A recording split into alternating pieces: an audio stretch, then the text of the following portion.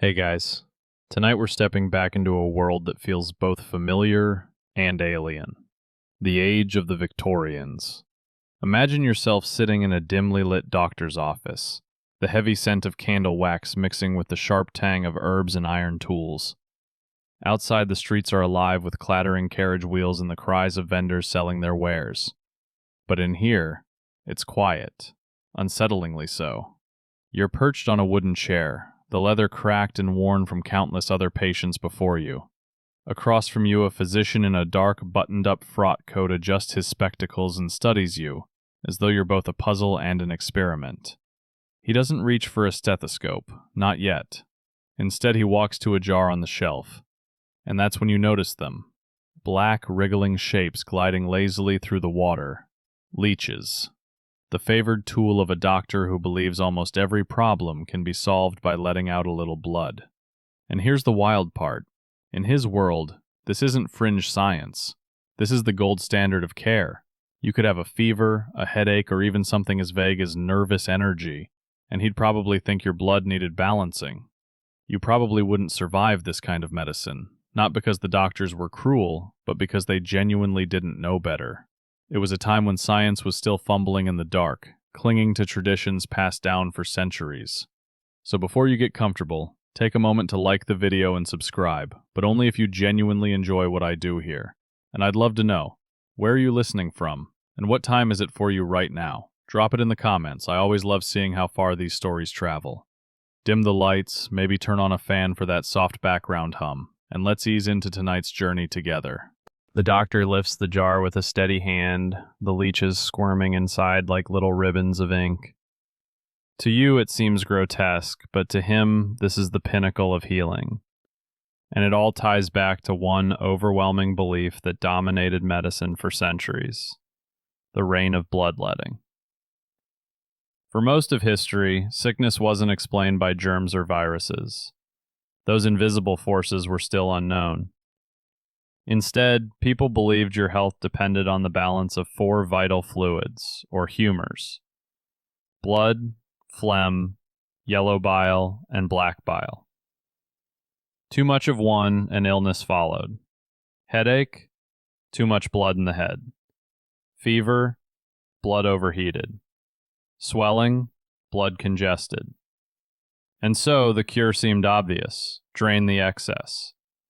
Doctors in every corner of Europe clung to this idea, and by the Victorian era, it was second nature.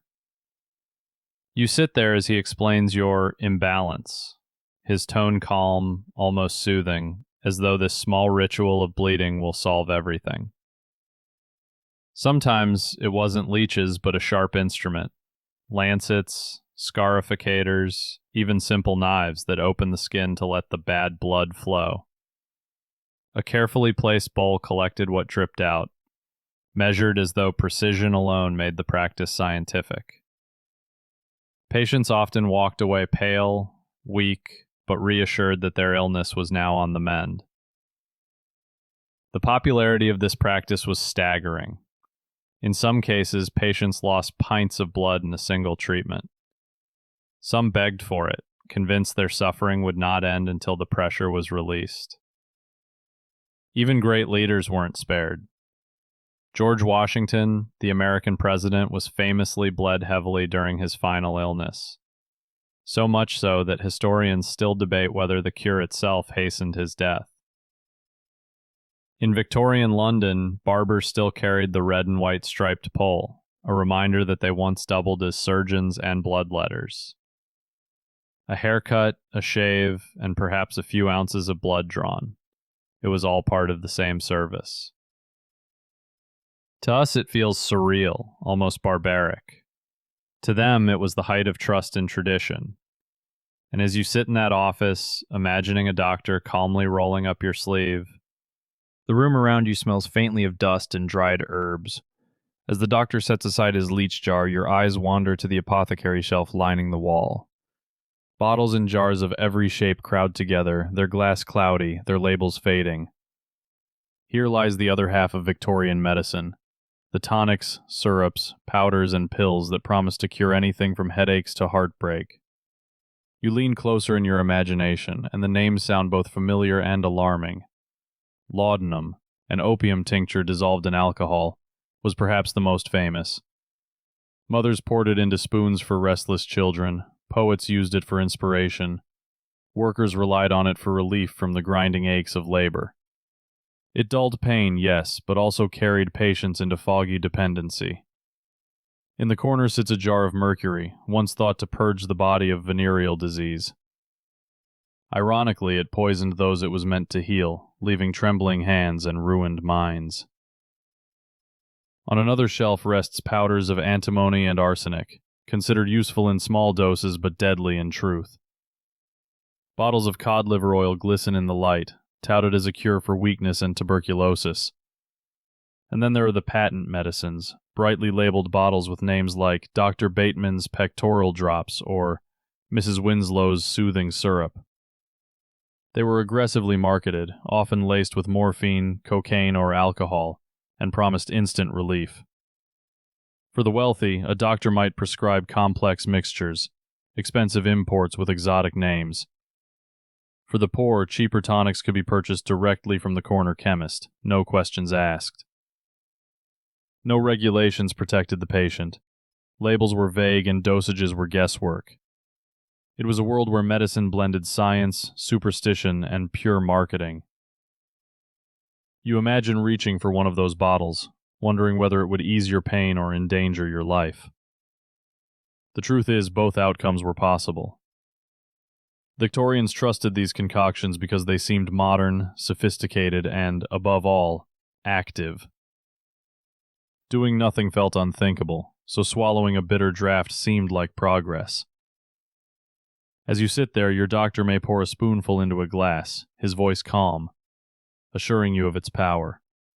And though we now recognize the dangers, the doctor sets aside his jars of powders and bottles of tinctures, and once again, your eyes are drawn back to the tank on the table. The leeches float lazily, gliding against the glass like ribbons of smoke. To us, they're unsettling. To a Victorian physician, they were a precious commodity, so precious that entire industries rose around them. Imagine the marshes of France, Ireland, and England in the early 19th century. Men and women waded through the water barefoot, letting leeches latch onto their legs. They would carefully peel them off and toss them into buckets, collecting thousands at a time. Some collectors smeared animal blood onto their skin to attract even more.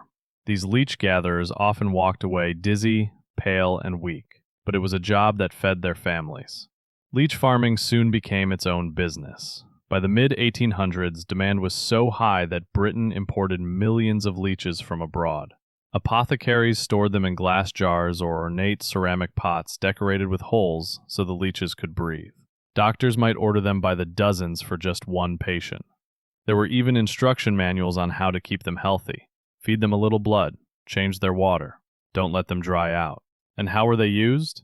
The process was surprisingly delicate. A doctor might place a leech directly onto your temple for a headache, or behind the ear for throat inflammation. The leech's tiny teeth would pierce the skin, and as it fed, its saliva released a natural anticoagulant, keeping the blood flowing long after it detached. Patients often left with cloth bandages pressed firmly against the wound to stem the slow trickle. For children, smaller leeches were chosen, their bites carefully guided to avoid scarring. For the very ill, dozens could be applied in a single sitting. One French surgeon reportedly used up to 80 on a single patient. The room would have been filled with the sight of these creatures writhing as they swelled. A macabre but trusted ritual of care. It may sound grotesque, but to Victorians the leech was a miracle worker. Unlike knives or lancets, it was gentle, self-regulating, and oddly enough, less frightening to many patients. A little discomfort, a little blood, and the promise that the imbalance within you was being set right.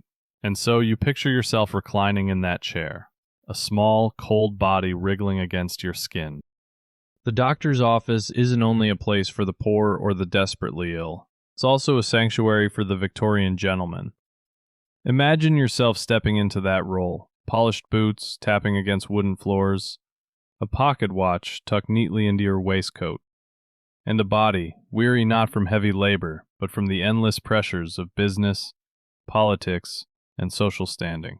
You settle into the chair not just for treatment, but for reassurance that your elevated position in society is matched by elevated care. Gentlemen of the era often suffered from what doctors politely called lifestyle ailments: indigestion from heavy dinners, liver problems from too much port wine, and mysterious fatigue from long nights in gaslit clubs. Nervous complaints were especially fashionable: palpitations, trembling hands, bouts of melancholy, often lumped together under the vague term neurasthenia. A physician might confidently prescribe bloodletting or leeching to restore your balance, though he would be just as likely to suggest a bitter tonic to stimulate the constitution.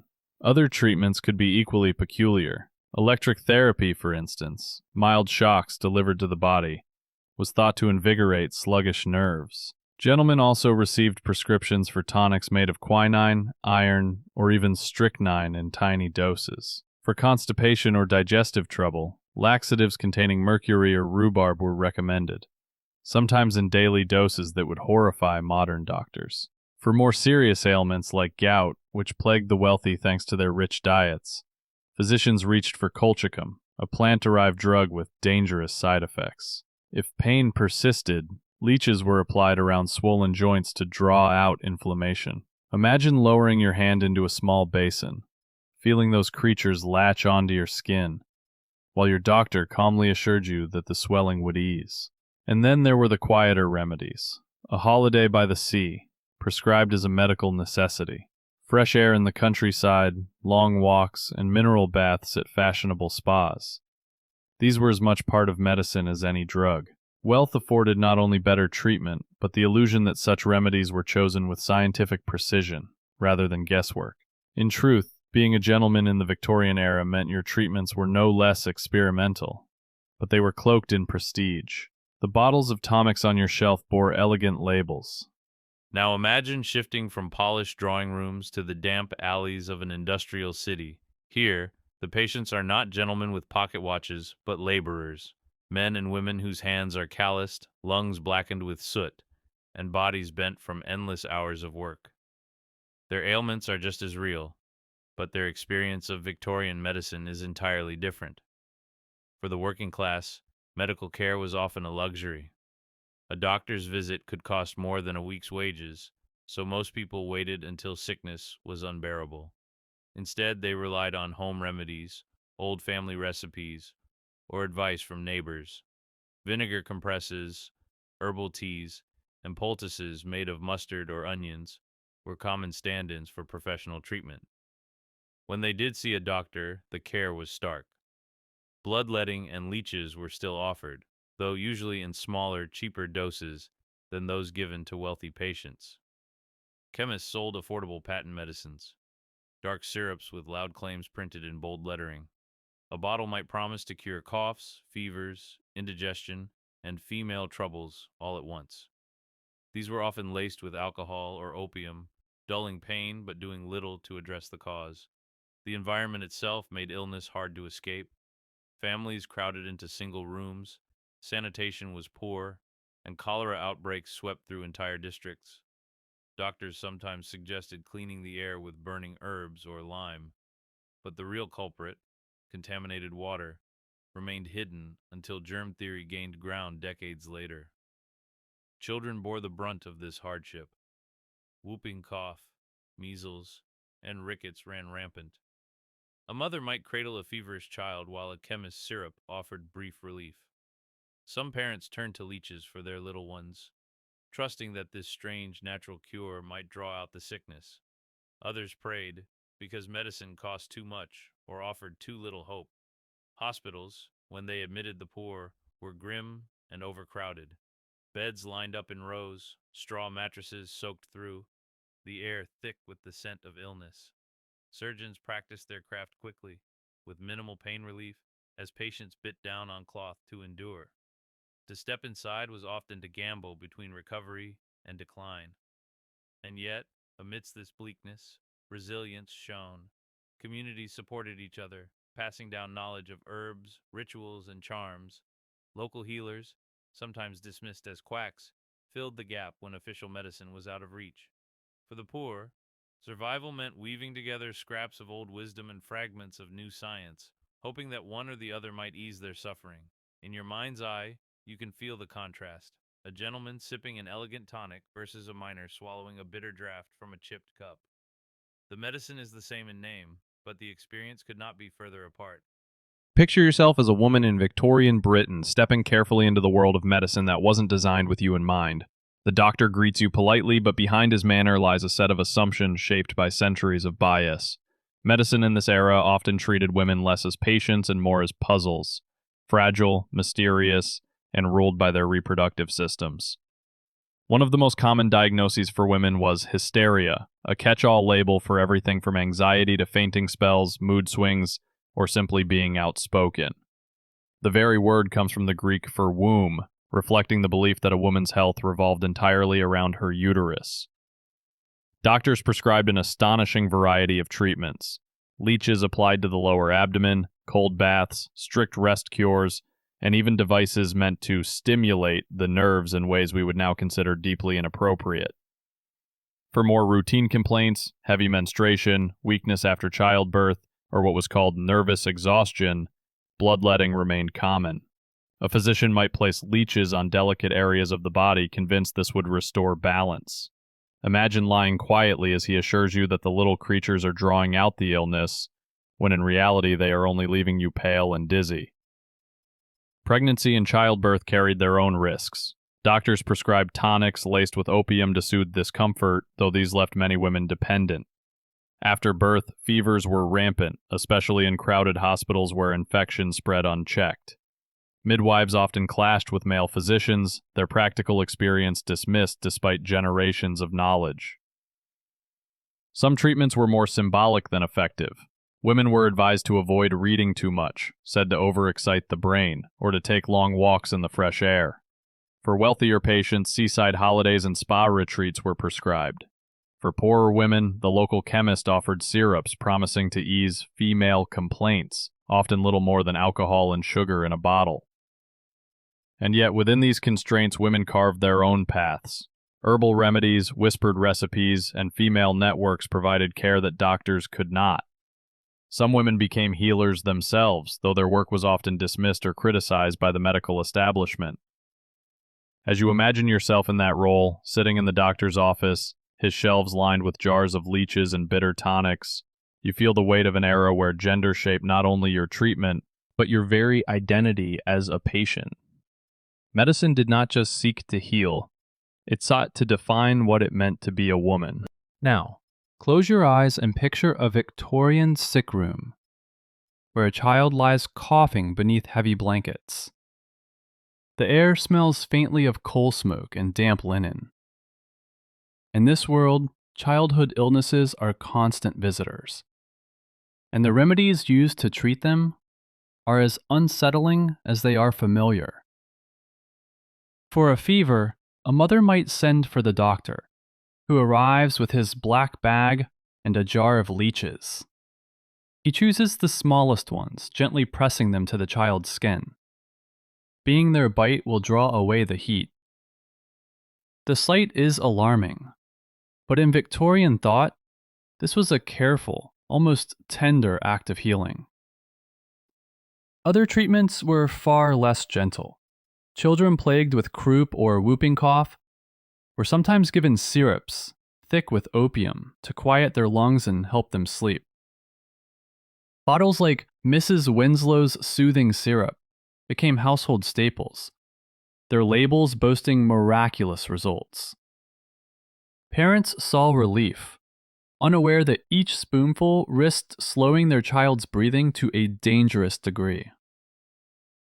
For stomach troubles, chalk mixtures and powders containing mercury were prescribed. Teething babies were rubbed with laudanum, an opium tincture, on their gums, numbing pain while quietly feeding addiction. Even soothing remedies like cod liver oil were forced down in great spoonfuls, their rancid taste endured with the promise of strength and vigor.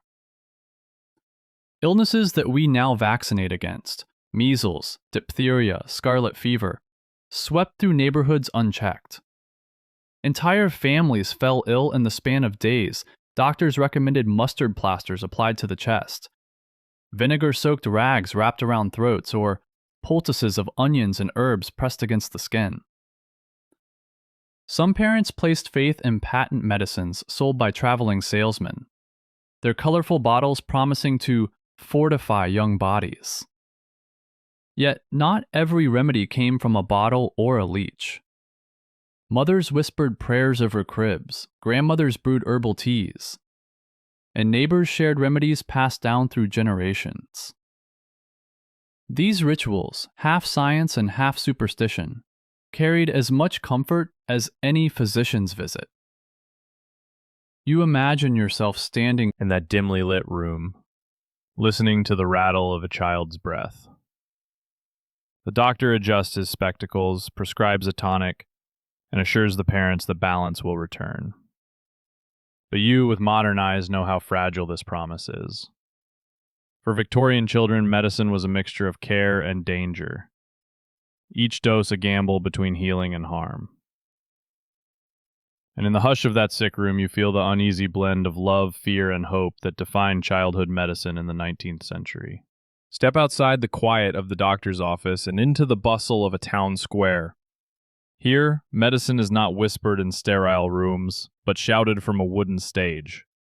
A brightly painted wagon rolls in, its panels covered in bold lettering. Cures all ailments. Guaranteed relief. The traveling doctor has arrived. He's not always a true physician. Sometimes he's a showman, sometimes a charlatan. But to the Victorian crowd, he is a beacon of hope. He stands tall in a colorful coat, a bottle glinting in his hand, promising that his tonic will mend weak lungs, soothe aching joints, calm restless minds, and even restore fading beauty. Music blares, banners wave, and assistants weave through the audience, selling miracle cures to anyone who can spare a coin. The products vary but share a common theme: bold claims with little evidence. Snake oil liniments, opium-based syrups, powders laced with stimulants, and even bottles of colored water disguised as exotic elixirs. Some work briefly, numbing pain or giving a burst of energy. Others do nothing at all. But in a world where real doctors often bled patients or prescribed mercury, these potions didn't seem any less credible. Quack medicine shows were part entertainment, part business. A traveling doctor might stage dramatic before and after demonstrations, where an assistant staggered onto the stage looking weak, drank a tonic, and moments later danced with vigor. The crowd laughed, cheered, and reached for their purses. Even skeptical townsfolk sometimes gave in, because what if, just this once, the cure worked? For the poor, these shows brought medicine directly to them, no appointment or high fee required. For the lonely, they offered spectacle and hope. Some tonics even tasted pleasant, laced with sugar or alcohol, making them easier to trust. Children watched wide-eyed as bottles changed hands and promises filled the air. But behind the theatrics lay real danger. Addictive substances kept customers coming back, and dangerous ingredients sometimes worsened illnesses rather than curing them. Laws against false advertising were weak, so the traveling doctor could vanish the next morning, wagon packed, coins jingling in his pocket, off to the next unsuspecting town. You imagine yourself standing in the crowd, a bottle pressed into your hand. The label glimmers with gold lettering, promising health in every sip. For a moment, you believe it. In a world of uncertainty, even the illusion of medicine feels worth the price. And as the wagon rattles out of town, the line between healer and trickster blurs, leaving only the hope that tonight's remedy will bring real relief. Now the scene shifts from lively fairs to the stark, echoing silence of a surgical room. Imagine yourself lying on a wooden table, the air heavy with the sharp scent of carbolic soap and candle smoke. The surgeon stands over you, his apron already stained, a tray of gleaming instruments beside him. But there's one thing missing: anesthetic. In the early Victorian era, pain relief as we know it simply didn't exist. Operations were swift, brutal affairs. Amputations, tumor removals, or even simple extractions were performed with speed, the only mercy. Surgeons prided themselves on quickness, Some could remove a limb in under 2 minutes. Assistants held the patient down as the knife cut, the saw rasped through bone, and the patient screamed or fainted from shock. You can almost hear the rasping of the blade, the murmurs of onlookers, and the desperate pounding of your own heart. Infection loomed over every cut. Doctors rarely washed their hands, and instruments were wiped on aprons or rags before being used again. The concept of germs was not yet widely accepted. A successful surgery might mean survival, but it often meant weeks of fever, pus, and slow decline. Many patients died not from the knife, but from what followed.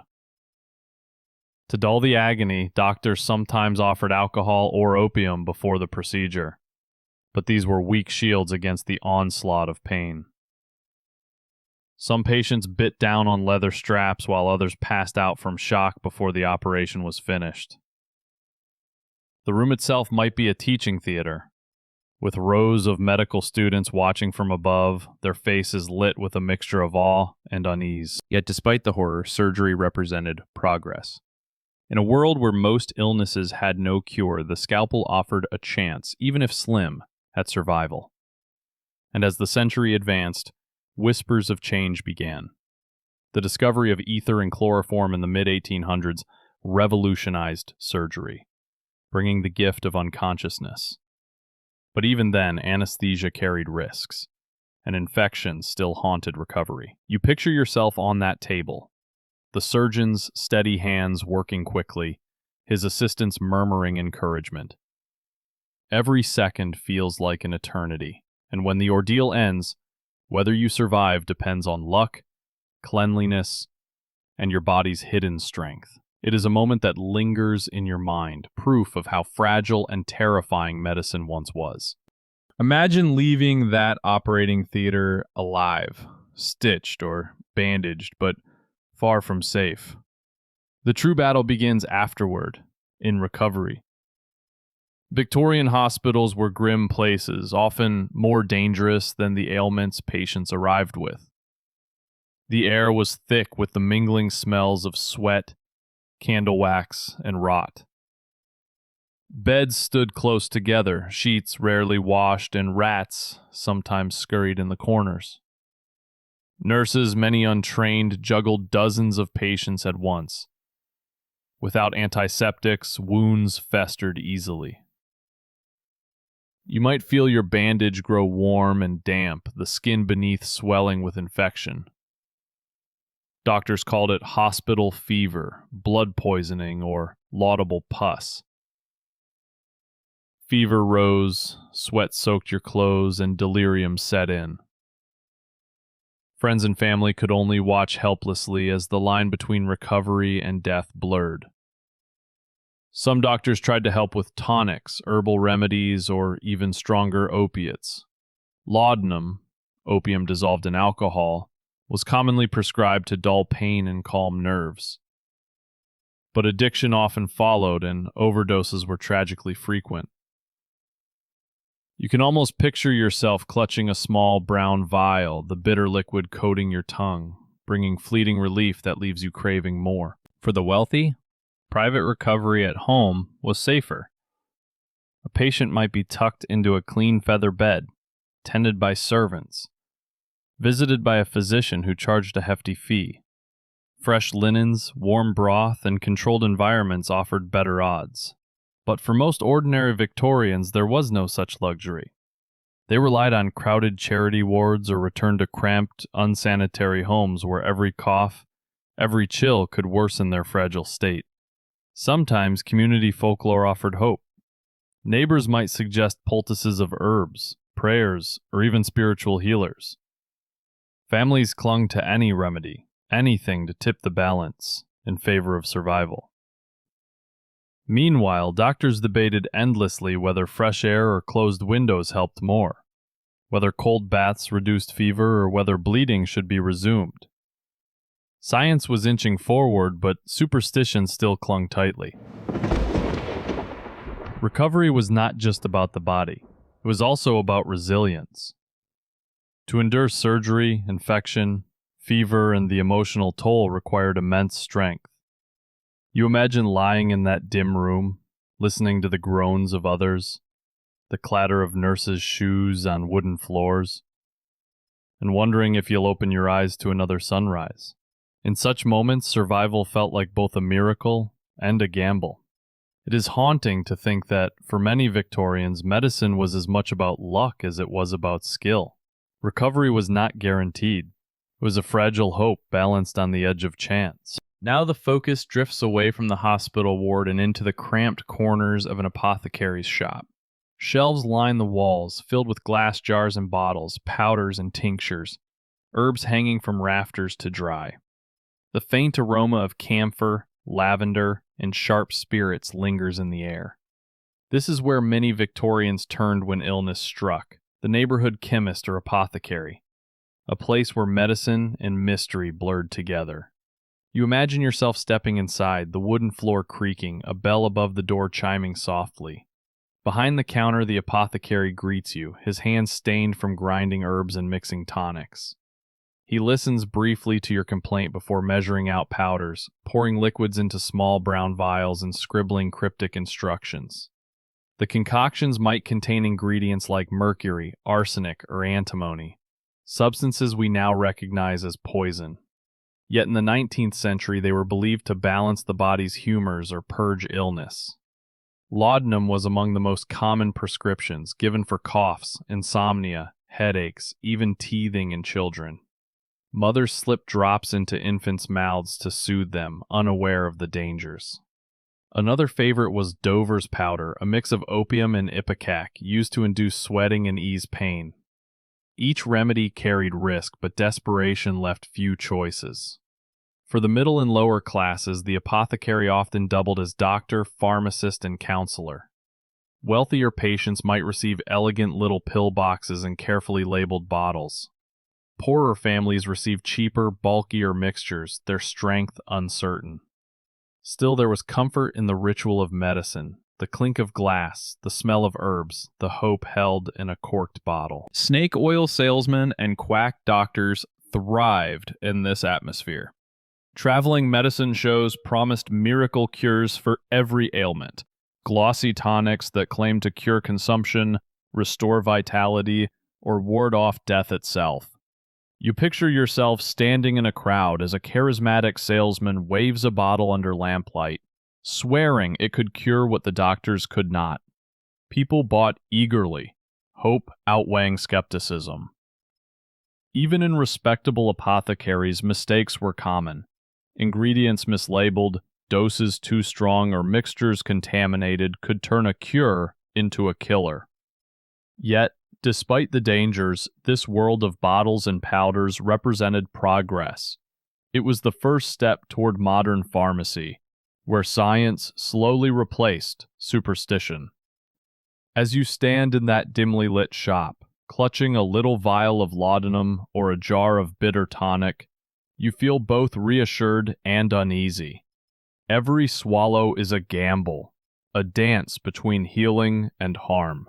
Now, picture a room filled with curious devices that look part science experiment, part medieval torture instrument.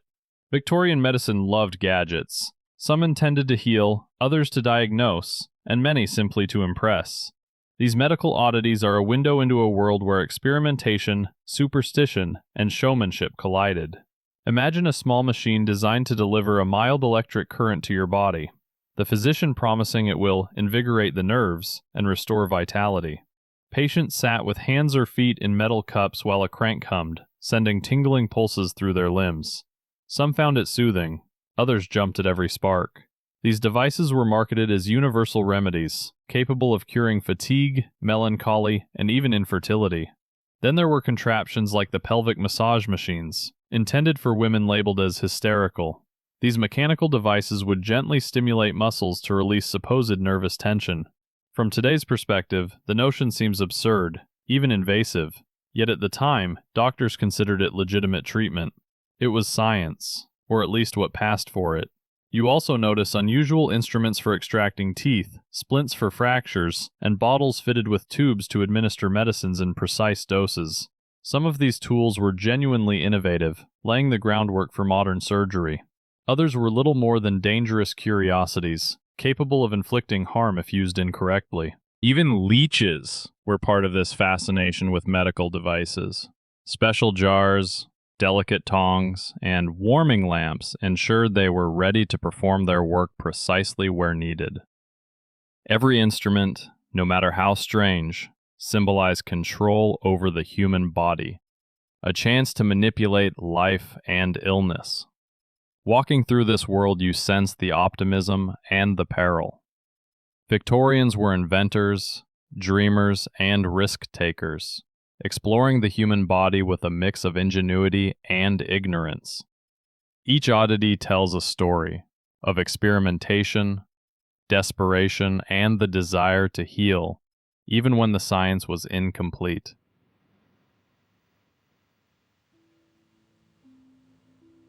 You stand among these machines, curious and cautious, imagining the sounds, smells, and subtle hums of a room where healing and hazard coexist.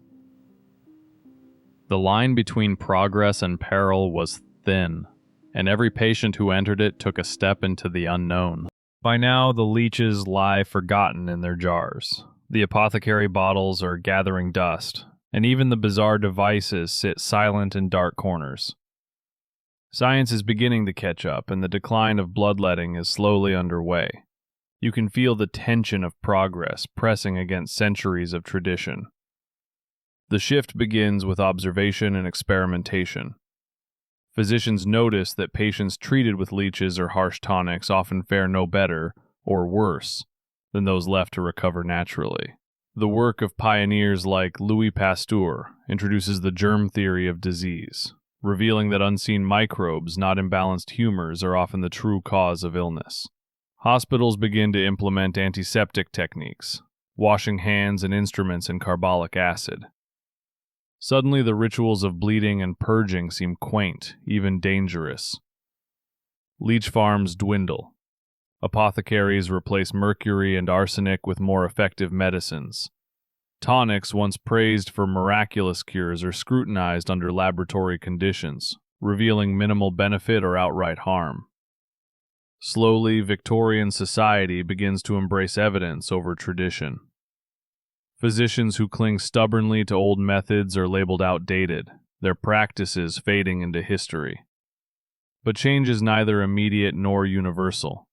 Rural villages and working-class neighborhoods often continue old methods for decades, trusting what they know rather than what science claims. Leeches are applied to the skin for minor ailments well into the late 19th century.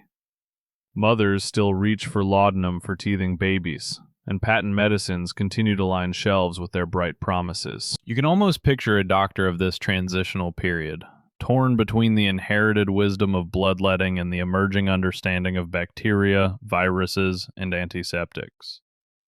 Each patient becomes a test case, each treatment a choice between comfort and danger, tradition and innovation.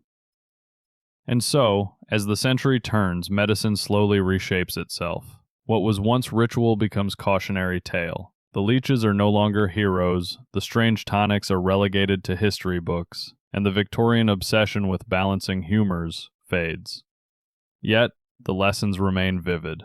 Medicine is never static, and progress often comes only after a long, messy journey through trial, error, and sometimes tragedy. Finally, imagine yourself in a quiet, dimly lit bedroom as the day winds down. The world outside is calm, the distant clatter of carriages fading into the night. This is the moment to reflect on all that you've seen. The leeches, the bloodletting, the potions, and the strange devices. It was a world both fascinating and frightening, where hope and danger walked hand in hand. Victorian medicine was a mixture of science, superstition, and sheer human determination. Doctors believed they were doing their best, even when their methods seem bizarre or cruel to us now. Patients, too, navigated their illnesses with courage, relying on remedies, rituals, and faith in those who cared for them.